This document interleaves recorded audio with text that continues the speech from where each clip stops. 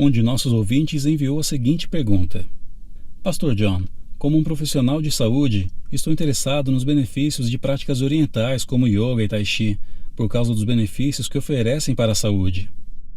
Um cristão pode praticar esse tipo de coisa que tem raiz no misticismo com a consciência tranquila? A primeira coisa é que há duas maneiras de abordar questões sobre as práticas da vida. A primeira é a que chamo de abordagem minimalista, da santidade da piedade, e a outra é maximalista. Em outras palavras, no primeiro caso, a pergunta típica é: o que há de errado com isso? E a pergunta se aplica aos filmes, à música e etc. As crianças frequentemente perguntam aos pais: o que é de errado com isso? E a outra abordagem não é perguntar o que há de errado, mas é perguntar se me fará mais parecido com Cristo. Se é algo que me deixará mais dedicado a Jesus, se me deixará mais poderoso e cheio do Espírito Santo, se minhas orações serão mais eficazes por causa disso, se eu serei mais corajoso para testemunhar, se me deixará mais fraco, se contribuirá para que eu tenha mais discernimento espiritual sobre os caminhos de Satanás no mundo, se me ajudará a juntar tesouros no céu, se me ajudará a encontrar alegria em Deus e em tudo que Ele é para mim em Jesus. São duas maneiras de lidar com a vida. Eu posso maximizar minha piedade e minha santidade, aproximando-me de Deus, ou eu posso simplesmente tentar fazer o máximo das coisas possíveis sem explicitamente cair no pecado. Com isso, minha intenção não é sugerir que sempre que você lida com uma atividade questionável, você precise optar pela renúncia depois de refletir sobre as coisas dessa maneira. Eu só quero que as pessoas aprendam a lidar com essas questões com uma grande paixão pela piedade e que não pensem somente em termos minimalistas. Essa é a primeira coisa que eu queria falar. A segunda coisa é que tanto o yoga quanto o tai chi, com base no pouco que eu sei e no pouco que eu pesquisei, têm suas raízes em cosmovisões orientais. E essas raízes são profundamente antagônicas no entendimento cristão de Deus e da maneira que ele opera no mundo.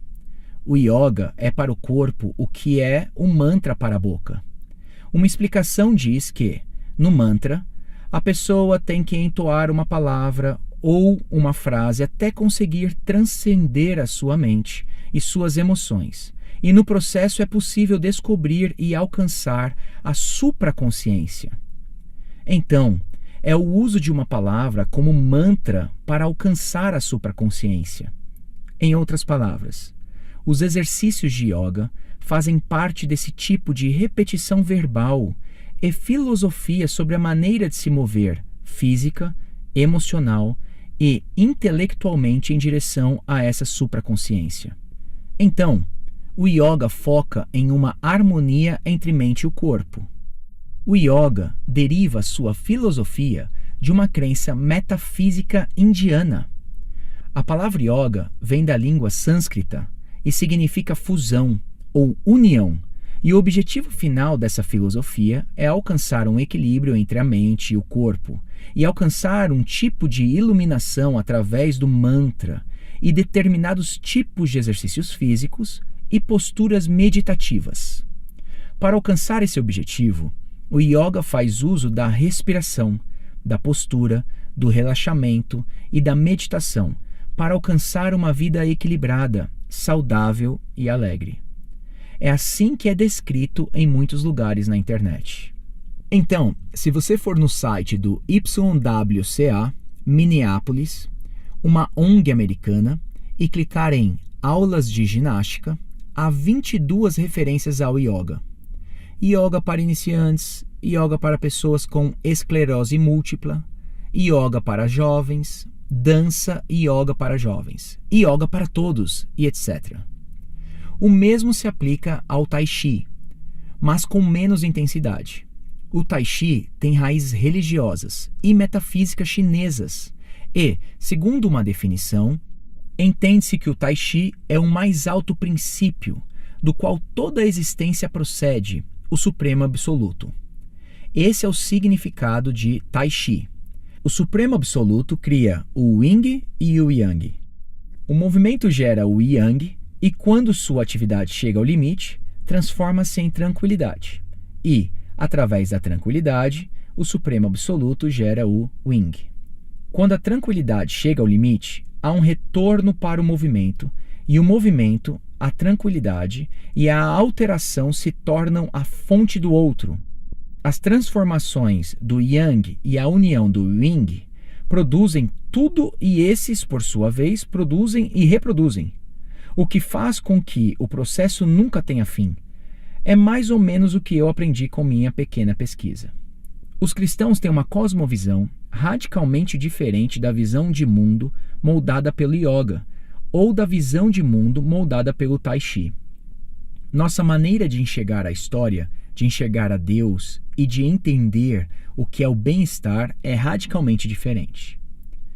No cristianismo, progredir em direção à inteireza se dá através de um Deus que se comunica de maneira inteligível através da língua por meio de uma pessoa, Jesus Cristo, que se torna plenamente humano e fala de maneira inteligível para a mente, não anulando a mente, que através da sua morte e ressurreição, objetivamente, prevalece contra um Satanás real, contra uma culpa real diante de Deus, através de uma real mensagem do Evangelho a nosso favor.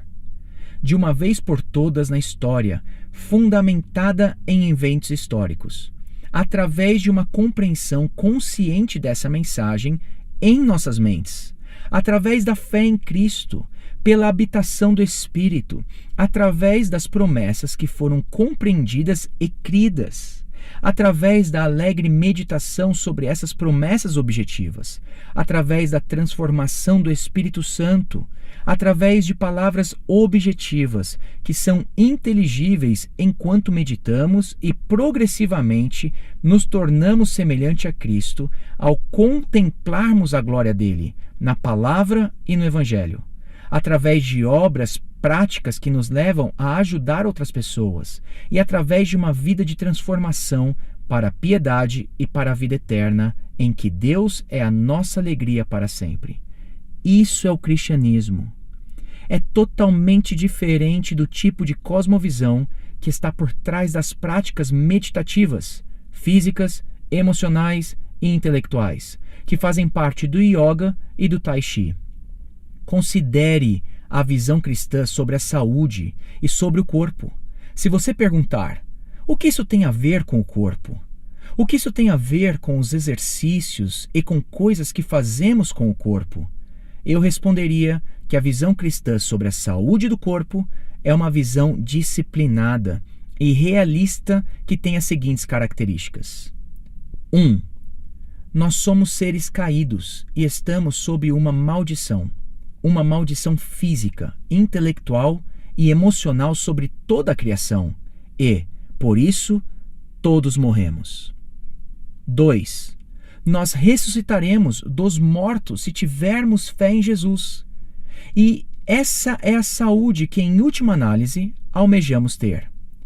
Nós teremos um corpo, uma alma e uma mente perfeitamente saudáveis nos novos céus e nova terra, depois da ressurreição.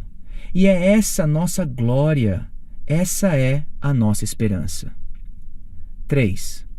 Enquanto isso, nossa natureza exterior está se definhando, mas a nossa natureza interior se renova de dia em dia.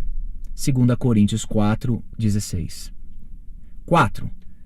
O exercício corporal para pouco aproveita, como diz Paulo, mas o exercício espiritual para tudo é proveitoso, 1 Timóteo 4:8, da maneira que eu descrevi há um minuto. 5. Nós não devemos desnecessariamente causar danos aos nossos corpos, que são o templo do Espírito Santo, e nós devemos buscar utilizar os nossos corpos da melhor forma possível nos objetivos que Deus nos deu. Então, a saúde física é maravilhosa, mas não é o objetivo. É um meio de alcançar objetivos muito maiores, mas também não é o mais importante, pois há outros meios que são mais importantes do que ter um corpo super em forma. 6. É possível que alcancemos os nossos maiores objetivos através da morte, arriscando as nossas vidas e contraindo ebola, malária ou cegueira dos rios em alguma atividade missionária. Nós não buscamos o bem-estar físico como a coisa mais importante.